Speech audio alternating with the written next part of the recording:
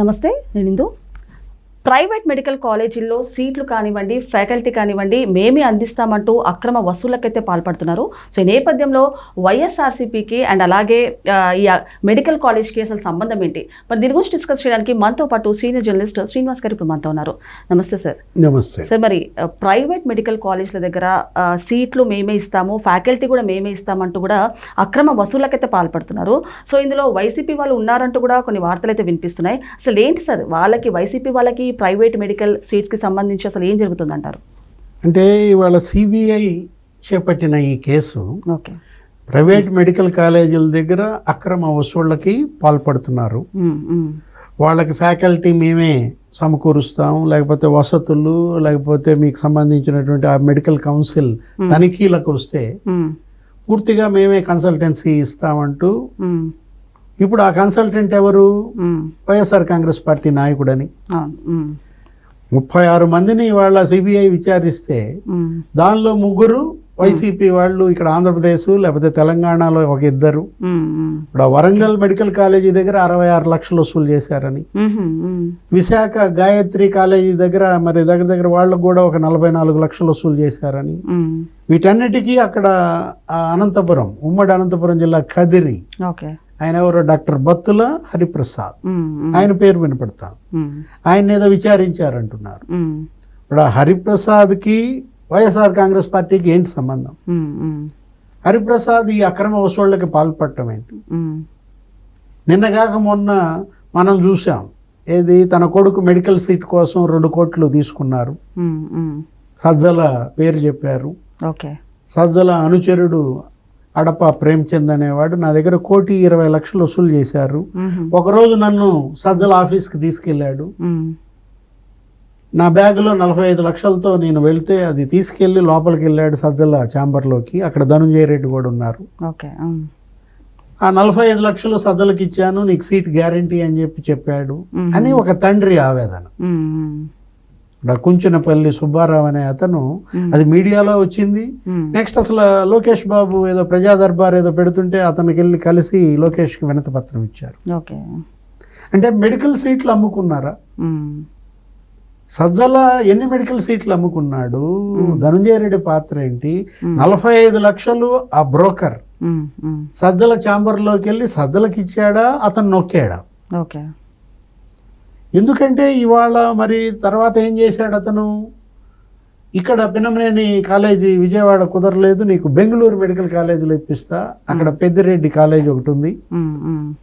అంటే బెంగళూరు రామయ్య మెడికల్ కాలేజీలో పెద్దిరెడ్డి రామచంద్రారెడ్డికి వాటా ఉంది, కాకపోతే 4 కోట్లు అవుద్ది అన్నాడు. ఇతనేంటి ఏదో విధంగా తన బిడ్డకి మరి మెడికల్ చదివించాలనేటువంటి అతని ఆకాంక్ష. అక్కడ కాకపోతే నీకు రాజరాజేశ్వరి మెడికల్ కాలేజీలు ఇప్పిస్తాను, అందులో సజ్జలకు వాటా ఉందన్నాడంట. అసలు ఈ బ్రోకర్ చెప్పింది నిజమేనా? అంటే ఒక సీట్ కావాలంటే ఒక వాటా ఉండాలా సార్? ఒక రికమెండేషన్ లేకపోతే ఇలాంటి అక్రమాలు ఉండాలంటారా మెడికల్ సీట్ రావాలంటే? అటు పెద్దిరెడ్డి సీట్లు అమ్ముకున్నాడా, సజ్జల సీట్లు అమ్ముకున్నాడా? ఇదేనా వాళ్ళకి రామయ్య మెడికల్ కాలేజీలో వాటా, రాజరాజేశ్వరి మెడికల్ కాలేజీలో వాటా? అసలు ఇందులో వాళ్ళ పాత్ర ఎంత? వాళ్ళ పేరు ఉపయోగించుకుని బ్రోకర్లు వసూళ్లు చేసింది ఎంత? ఇప్పుడు 1, 2 బయటకు వస్తున్నాయి. ఇంకెన్ని సీట్లు అమ్ముకున్నారు? జగన్మోహన్ రెడ్డి సీఎంగా 5 ఏళ్లలో వ్యాపారమా, మెడికల్ కాలేజీల వ్యాపారమా, లేకపోతే మెడికల్ సీట్ల అమ్మకాల? 1,20 లక్షలు క్యాష్ మరి ఒకటి దగ్గర వసూలు చేసి అతను ఏం చేశాడు? నా డబ్బు నాకు ఇచ్చేయన్నాడు. ఇచ్చేయమంటే చెక్కులు ఇచ్చాడంట. 5 చెక్కులు ఇస్తే 5 బౌన్స్ అయ్యాయి.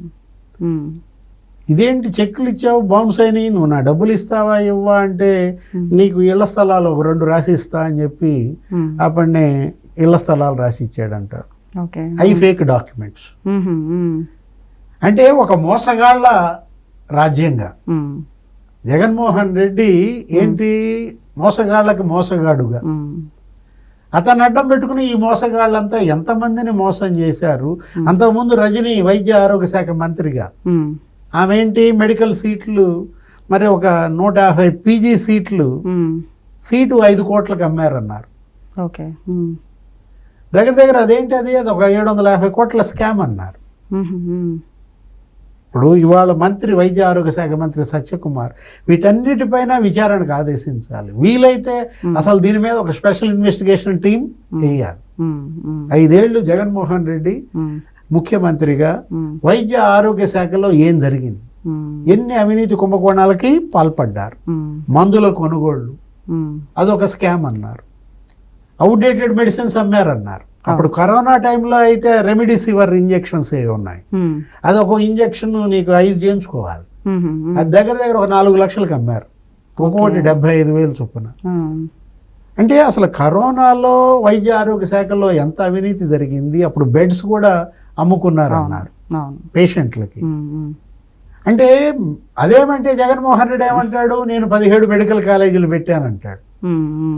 అసలు చంద్రబాబు వచ్చి ఆ మెడికల్ కాలేజీలన్నీ ప్రైవేటైజ్ చేస్తున్నాడు అంటాడు. అదొక పెద్ద స్టోరీ. ఇప్పుడు 17 మెడికల్ కాలేజీలని జగన్మోహన్ రెడ్డి 17% కట్టాడా, 17% కూడా కట్టల. 5 మెడికల్ కాలేజీలు ప్రారంభించాను అన్నాడు పనులు. ఎంత ఖర్చు పెట్టాడు?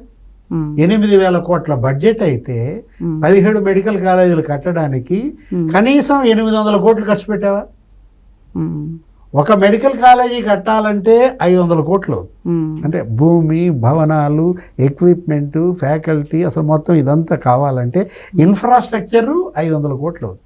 17 మెడికల్ కాలేజీలు అంటే 17,500 వేసుకో, నీకు అక్కడే కనపడుతుంది 8,500 కోట్లు కావాలి. నీకు అట్లాంటిది 500 కోట్లతో ఒక కాలేజీ పెట్టాలైతే కాలేజీకి 50 కోట్లైనా ఖర్చు పెట్టావా? నీ సొంత నియోజకవర్గం పులివెందుల్లో పిల్లలకి హాస్టల్ లేదని గర్ల్స్ పడుతున్న ఇబ్బందులు, ఫ్యాకల్టీ లేక పర్మిషన్ క్యాన్సిల్ చేస్తే నువ్వేదో చంద్రబాబు కుట్రా అంటాడు.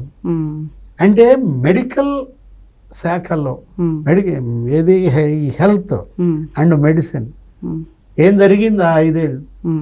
మెడికల్ అండ్ హెల్త్ విభాగంలో జరిగిన అవినీతి కుంభకోణాలు, అక్రమాలపై ఇవాళ సత్యకుమార్ ఆయన బాధ్యత, కొత్త మంత్రి ఆయన ఆ శాఖలో జరిగిన అవినీతి కుంభకోణాలన్నీ ఇవాళ బయట పెట్టాలి, దోషుల్ని శిక్షించాలి, ఈ బాధితులకు న్యాయం చేయాలి.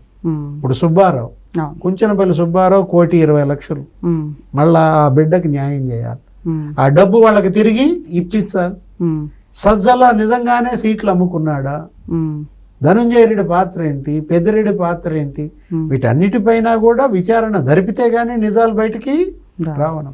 సార్ మరి చూసుకుంటే జగన్ హయాంలో జగన్మోహన్ రెడ్డి గారు ఇటు పోలీసులను వదలలేదు, లేకపోతే పేదవాళ్ళను వదలలేదు, వాలంటీర్లను వదలలేదు, ఫైనల్గా చూసుకుంటే మెడికల్ సీట్లను వదలలేదు అంటారు. అంటే ఏ రకంగా చూడొచ్చు సార్ ఈయన పరిపాలన? యాక్చువల్గా వ్యాపారం, అతను చేసింది పరిపాలన కాదు, దోపిడీ. ఇదేంటనమాట, ఇప్పుడు జగన్మోహన్ రెడ్డి 5 ఏళ్లలో చేసింది పరిపాలన కాదు, ముఖ్యమంత్రి కాదు అతను ఒక సెటిల్మెంట్ మినిస్టర్ అయిపోయాడు. ఆయన చెల్లె ఆరోపించింది ఏమని, నీ కార్యాలయం CMO దాన్ని సెటిల్మెంట్ ఆఫీస్ చేసావన్నది. IPSల్ని దానికే వాడుకున్నాడు, IASల్ని దానికే వాడుకున్నాడు. ఫలితం ఇవాళ IPSలు జైలుకి వెళ్ళారు, IASలు జైలుకి వెళ్ళారు, సస్పెండ్ అయ్యారు. అంటే అధికారులు ఇవాళ బలి అయ్యారు. కానీ జగన్మోహన్ రెడ్డి బయటే ఉన్నాడు, బయట ఉండి ఇంకా సవాళ్ళు విసురుతున్నాడు. మరి ఈ సవాళ్ళని మరి చంద్రబాబు, మోడీయే ఎదుర్కోవాలి. ఓకే సార్, నమస్తే. నమస్తే.